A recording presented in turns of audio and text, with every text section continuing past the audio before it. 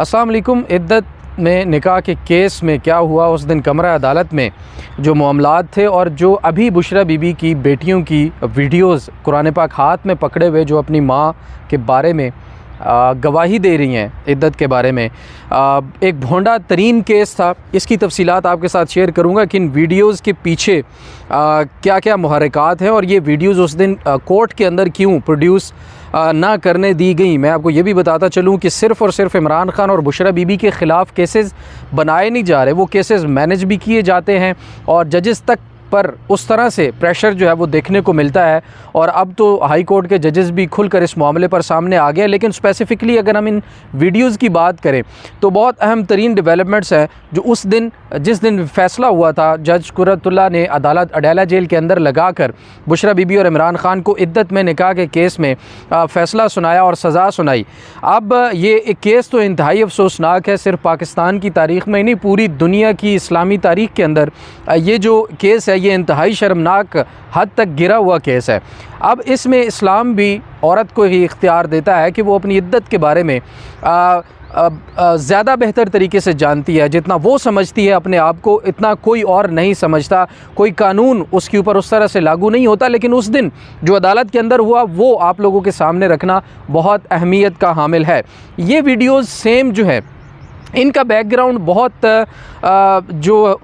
बहुत ही अहम है। वो इस तरह से कि उस दिन जब जज कुदरतुल्लाह साहब इस केस की समाअत कर रहे थे और वो आखिरी दिन था, सज़ा सुनाना मकसूद था और जज कुदरतुल्लाह साहब बार बार सलमान अकरम राजा साहब को ये कह रहे थे अदालत के अंदर कि आप जल्द से जल्द अपने जो एविडेंस है वो कंक्लूड करें, जल्द से जल्द अपने जितने भी आपकी जो आपने जरा करनी है उसको मुकम्मल करें ताकि मैं फ़ैसला सुना सकूं। और मुबैना तौर पर यह भी बताया गया कि जज कुदरतुल्लाह जो उस दिन केस सुन रहे थे उनके बेटे या बेटी की शादी भी थी और उन्होंने उनके वलीमे की तैयारियों के लिए, वलीमा अटेंड करने के लिए शायद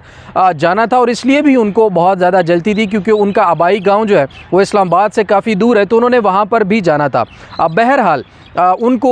वलीमे पर जाने की जल्दी ना भी होती तो कुछ ख़ास मकासद के लिए इमरान खान और बुशरा बीबी को फ़ैसला जल्द सुनाने का जो प्रेशर था वो उनके ऊपर वाज़ेह तौर पर उस दिन भी देखने को मिल सकता था। कमरा अदालत के अंदर हम सब जो सहाफ़ी हैं वहाँ पर मौजूद थे। सलमान अकरम राजा ने जब एविडेंस अपने बताने शुरू किए तो उन्होंने एक वक्त ऐसा आया कि उन्होंने कुदरतुल्लाह साहब से कहा, जो जज थे, उन्होंने कहा कि हमारे पास एक ऐसा एविडेंस हाथ लगा है क्योंकि खावर मानिका ने फैमिली में से तो किसी का कोई गवाही ना दे सके, उन्होंने उस मुफ्ती की गवाही जो है वहाँ पर दी। उसने बुशरा बीबी और इमरान खान के ख़िलाफ़ गवाही दी। ओन चौधरी ने बुशरा बीबी और इमरान खान के ख़िलाफ़ गवाही दी। उसके बाद खावर मानिका की तरफ से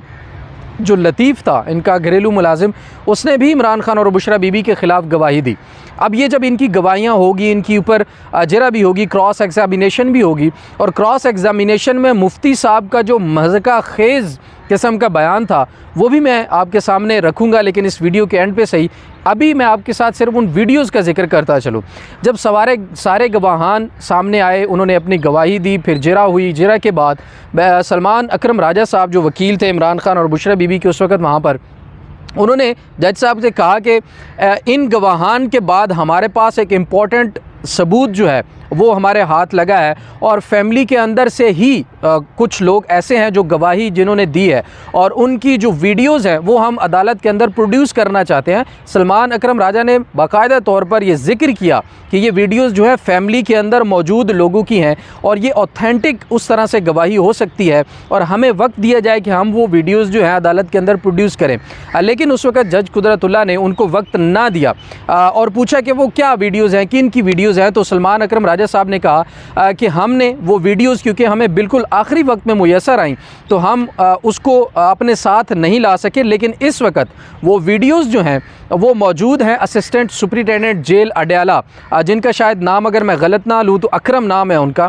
उनके मोबाइल पर, उनके व्हाट्सएप नंबर पर हम इस वक्त मंगवा चुके हैं। और अगर आप इजाज़त दें असिस्टेंट सुपरिटेंडेंट जेल अडयाला अकरम साहब के फ़ोन में जो वीडियोज़ मौजूद हैं जो हमने मंगवाई हैं उनको अगर हमें यहाँ प्रोड्यूस करने की इजाज़त दे दें तो वो बहुत ही अहमियत की हामिल है, जिस पर जज कुदरतुल्लाह साहब थोड़े तज़ब्ज़ब का शिकार हुए कि वो इजाज़त दें या ना दें। इसी असना में जब सलमान अकरम राजा साहब ने इशारा किया superintendent jail, assistant superintendent jail की तरफ कि आपके मोबाइल में वो वीडियोज़ मौजूद हैं, काइंडली आप हमें अपना मोबाइल दे दें और हम यहाँ पर वो वीडियोज़ दिखा सके, जिस पर असिस्टेंट सुप्रिटेंडेंट अडयाला जेल अकरम साहब ने कहा कि नहीं, मैं अपना मोबाइल नहीं दे सकता, वो बंद है। जिसके बाद सलमान अकरम राजा ने कहा कि आप मोबाइल को ऑन कर लें, मोबाइल ऑन करके आप हमें दें, आपके व्हाट्सएप पर वीडियोज़ मौजूद हैं, हम वो प्रोड्यूस कर देंगे, सिर्फ इतना ही काम है। जिस पर असिस्टेंट सुप्रिटेंडेंट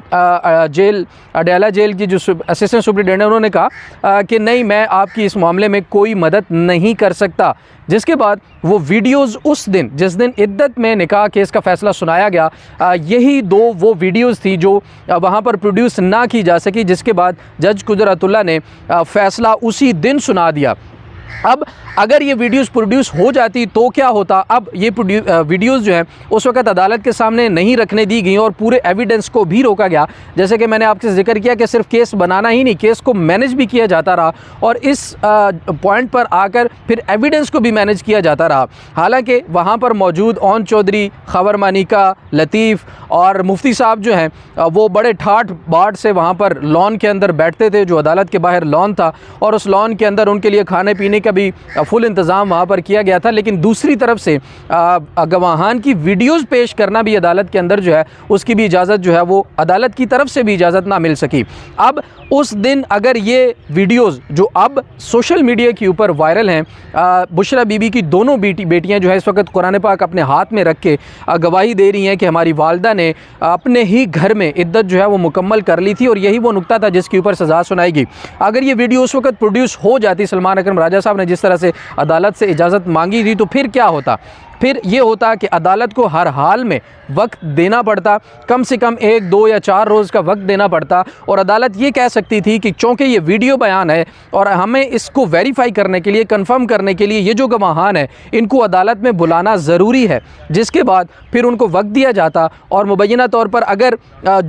जिस तरह से सूरत हाल नज़र आ रही थी, अगर हम देखते तो फिर अगर वक्त दे दिया जाता तो उसके बाद दोनों बेटियाँ अदालत में आकर माँ के हक़ में गवाही दे सकती थी। इसके कभी इम्कानात जो है वो मौजूद थे। लेकिन उस दिन ये ही वो 2 वीडियोस थी जिनको रोका गया। जब बाहर आकर हमने सलमान अकरम राजा साहब से और मज़ीद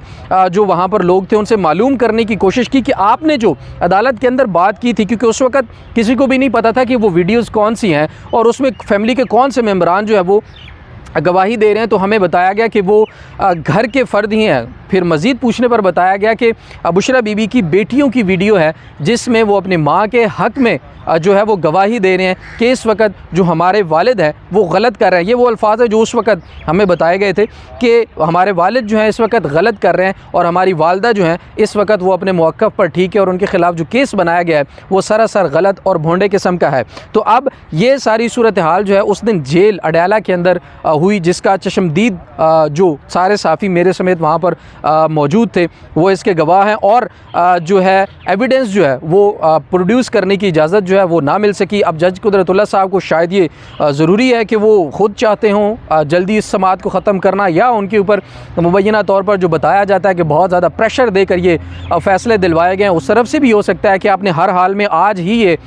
इस केस का फ़ैसला सुनाना है, एक दिन भी आगे नहीं जाना चाहिए। और ज़ाहिर है रात को देर गए उस केस पर फ़ैसला फिर सुना दिया गया, जो कि इंतहाई अफसोसनाक है और ये पाकिस्तान की तारीख़ में ही नहीं पूरे इस्लाम की तारीख़ में ये एक इंतहाई शर्मनाक, घटिया और भोंडा किस्म का केस था जो किसी भी औरत के ख़िलाफ़ बनाया गया। और इस पर इस्लाम इजाज़त देता है कि औरत जो है वो अपनी इद्दत जो है उसके बारे में बेहतर तरीके से जानती है और उसकी गवाही ही हतमी होगी। अब मैं आता हूँ मुफ्ती साहब का वो भोंडा किस्म का बयान जो उनकी वीडियो एक चलाई गई थी। उस वीडियो के अंदर अब ये मौक़िफ़ ये था कि औरत की गवाही ही फ़ाइनल है और मुफ्ती साहब कह रहे थे कि नहीं, इद्दत पूरी नहीं हुई। अब औरत की गवाही अगर मुकद्दम है तो उसमें मुफ्ती साहब का एक बयान था जो बुशरा बीबी के हक़ में जा रहा था, वो अदालत के अंदर चलाया गया। वो वीडियो जब चलाई गई, उस वीडियो को चलाने तक कितनी मुश्किलात का सामना करना पड़ा ये भी एक अलग मैटर है, पूरी इसके पीछे भी एक कहानी है। शॉर्टली आपको अगर बताता चलूँ को वहाँ पर अमले की तरफ से कहा गया कि जो कंप्यूटर है उसका स्पीकर नहीं चल रहा। फिर उस्मान गिल जो है वो वहाँ पर मौजूद थे, वकील हैं,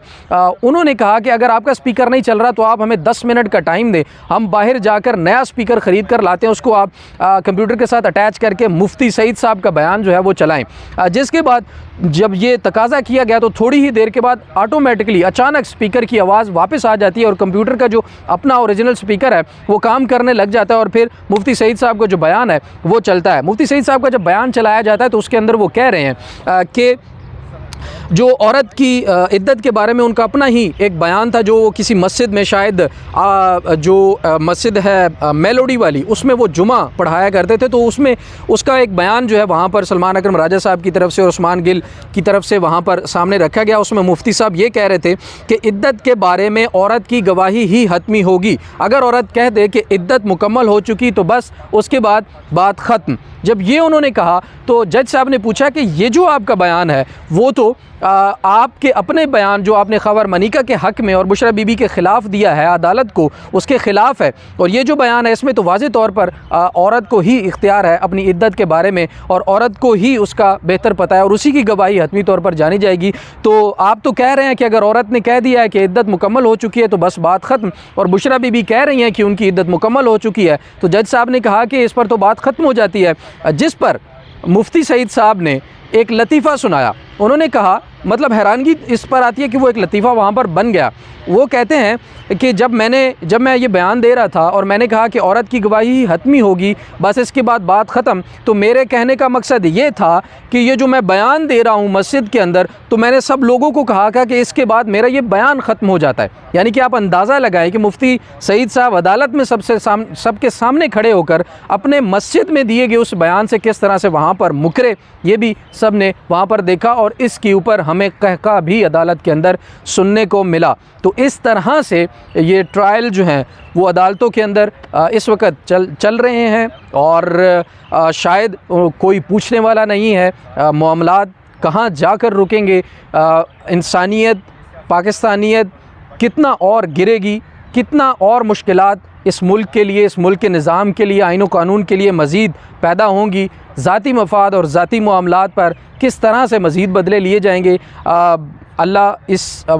आप अपने पाकिस्तान के ऊपर मज़ीद रहम करे। खैर, रात से जो वीडियो सर्कुलेट हो रही थी उसके बारे में मेरे पास ये इन्फॉर्मेशन थी, मैंने कहा आपके साथ ज़रूर शेयर करनी चाहिए। अभी तक के लिए इतना ही। अपना बहुत सारा ख्याल रखिए। अल्लाह ने के बान।